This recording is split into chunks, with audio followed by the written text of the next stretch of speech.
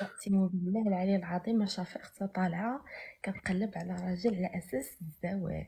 مرحبا بك. قلت لي انا ريمان 31 سنه، انت كاينه حاليا؟ حاليا كاينه هنايا. واخا قولي لي اختي ناريمان، شنو اللي كيعجبك في الراجل؟ واش انت من النوع اللي كيعجبك الراجل يكون زوين؟ واش كيعجبك الطول؟ وشنو كيعجبك في الراجل؟ يكون طويل؟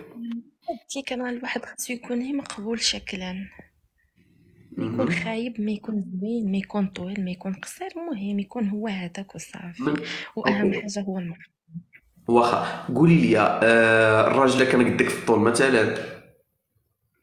اللي يكون شوية، حيت أنا قصيرة، أنا في متر وستين، يعني الراجل خاصو يكون شوية طول مني.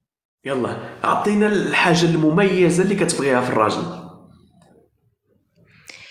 يكون غير ظريف ولد الناس.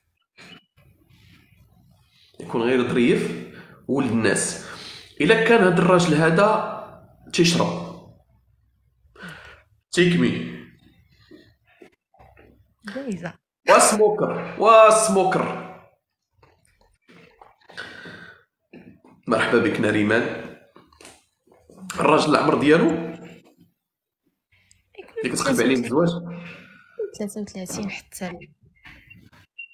حتى ل 50 46. عام. ماشي مشكل، المهم حتى ل 50 عام، اذا يكون بغات شي راجل من 33 سنه حتى ل 50 عام، ولو يكون مطلق ولا ارمل ماشي مشكل.